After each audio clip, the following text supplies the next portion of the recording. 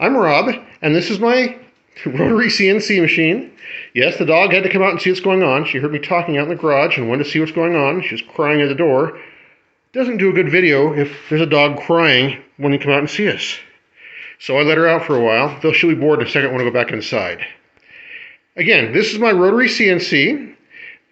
It's very unique. I designed and built it myself. I did a video on this a couple years ago, so if you want to learn more about it, you can watch that. Traditional CNC, this part goes back and forth, and it goes up and down like normal.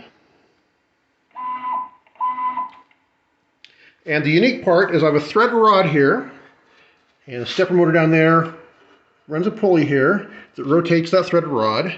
I have this bolted in here, so this holds it in place.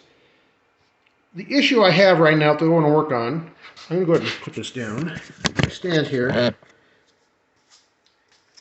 is because this is a big tine pulley and a big disc here, there can be a little movement back and forth here. Think of the leverage it has like a breaker bar going each direction down to that 1/2-inch threaded rod. I'm getting a little bit of flex, not a lot, but enough that I don't like it. So my plan is to cut a notch out of here, this board, and bolt this to this, or I have a spacer between the two, but bolt these two together so that way they're not going down to that 1/2-inch threaded rod and getting leverage against itself. That's the plan. Now right now there are bearings here. There's also 2 bearings here and 2 right over there, and then 2 more on the very far side. So it's 4 groups of 2 bearings.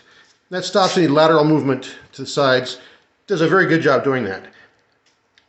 Because I'm worried about leverage again, I'm afraid that if I have this piece too far away from the bearings, there'll be actually some slack in the threaded rod and it'll flex a little bit.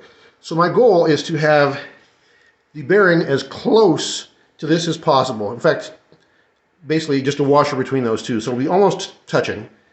And that should compensate for any flex I get in that rod. So that's my thought process of what's going on here. So I've made the changes. I'm actually quite happy with it. It looks cleaner in here now.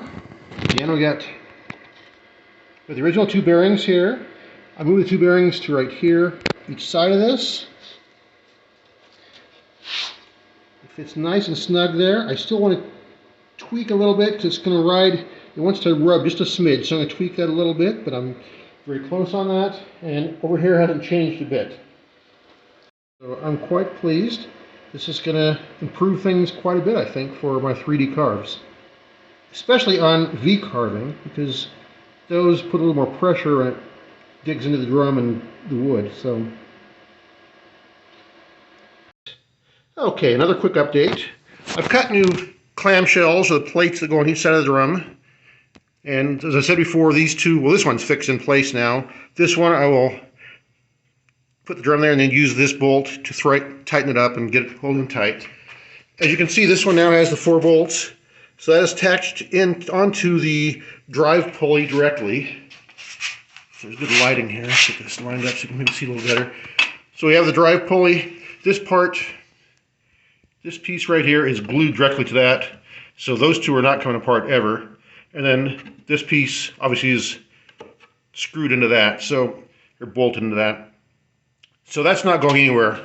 No slack at all now between those 2 parts, which was I was trying to do. Instead of cut new clamshells, I put some lines in here so I can see inside there how the drum is lined up. And for lining of the drums, it's actually kind of hard to get it exactly right. So I'm going to drill a hole here, well, 4 holes all the way around, put a threaded insert in there. I've got this piece, so it'll go on the top there, and I'll have a bolt in here, and I'll thread that somehow, and then I can push a bolt down to adjust the drum micro bits till it's centered exactly, then I'll tighten the 2 clamshells. So that'll be this weekend, and that should be the final step of this little video I'm doing. And so, on to the next step. And for the last step of this upgrade, as I mentioned before, I've added some threaded inserts inside there, and I have these pieces here. So I can put the drum in between the pieces, and for centering it, I can lower this or raise this so I can hold the drum exactly in place before I tighten it. I've had a lot of problems in the past getting the drum perfectly centered. It sounds so easy, and it's not. So this should solve that issue, hopefully. I have 4 of these for each side, so 8 total. The one problem I have, or one mistake I probably made, is the crown bolt has a little bit of that lip there, and suddenly it doesn't go down far enough. So I'm going to probably put a little spacer here to raise it up, half an inch or so. And that should solve it. That's a pretty minor thing. So I probably will finish the video at this point. I have another drum I'm hoping to do in the next couple weeks, hopefully. And I will try to feature these changes I made in making that drum.